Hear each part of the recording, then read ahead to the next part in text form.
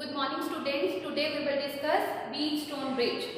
According to Wheatstone bridge, it states that when four resistors P, Q, R and S are connected in such a way, when on pressing a key K1 then K2 later on, when the galvanometer shows no deflection, then the bridge is said to be balanced. Then we can say P upon Q is equal to R upon S.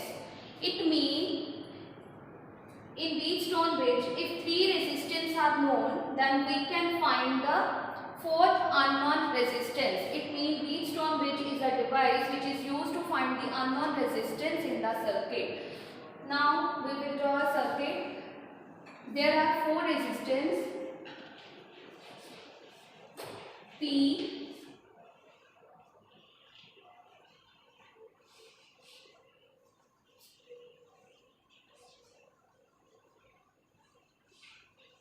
there is a four resistance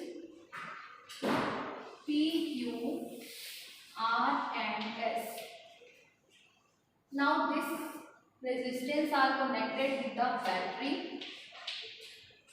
Then with the P, one way K1. Now suppose here is an point A, B, C and D. From B again it is connected with the tapping T, K2, and then with the galvanometer and connected to a terminal D. When we press A, P, K1, then the current starts flowing through the circuit I. Now here at point A, when the current flowing, then it divided into two parts. Some part is going to P, suppose I1, and the other part is going to the resistance R, suppose I2. Now the I1 is from A to B. Some current is flowing through the galvanometer, suppose IG. So here in this direction the value of current will be I1 minus IG. Now this current reach at a junction D, and from this side the current is I2, and the value of current will be I2 plus IG towards S. Now we have to find the value of S. How can we find? We will apply loop rule. From A, B and A, the loop rule is like this, and from B to C we will apply the loop rule. So first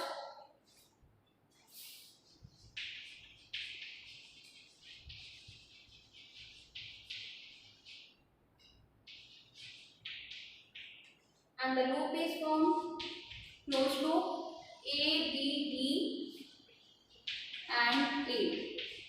Now from A to B the direction is same, and as we know the potential is equal to current into resistance. From A to B the value of current is I1 and the resistance is P. So we can say I1P. Now from B to D the direction of current remains the same, B to D. So here plus IG into G. Now D to A the direction of current is reversed. So we can say here will be minus I2 into R is equal to 0. Suppose this is equation number 1. Now we apply the loop rule on the second half, and the second half is B, D, C, B.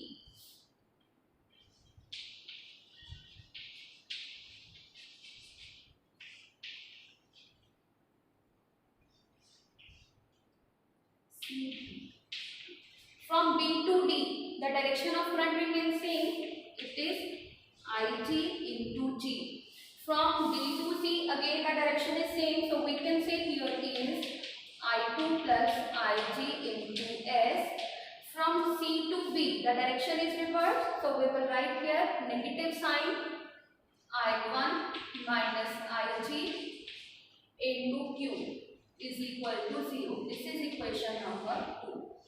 Now, when galvanometer shows no deflection, it means no current is drawn through the galvanometer, or we can say the value of Ig will be 0.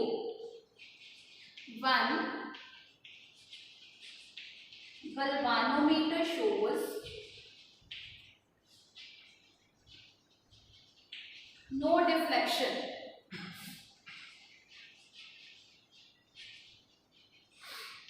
that is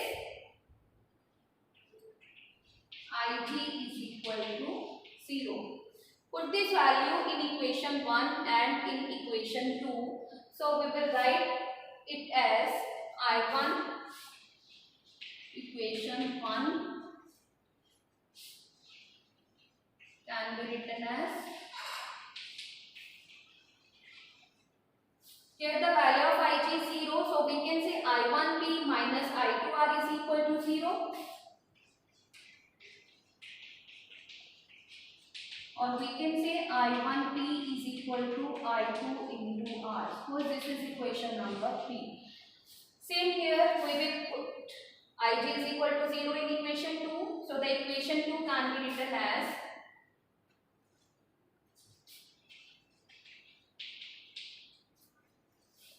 here this value will be 0, Ij into S will be 0, Ij into Q will be 0. So the remaining values will be I2S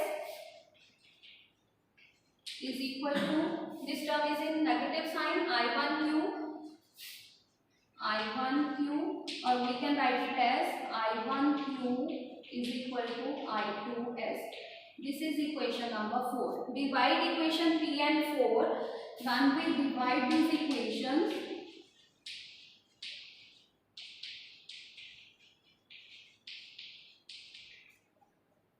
I1P upon I1Q is equal to I2R upon I2S.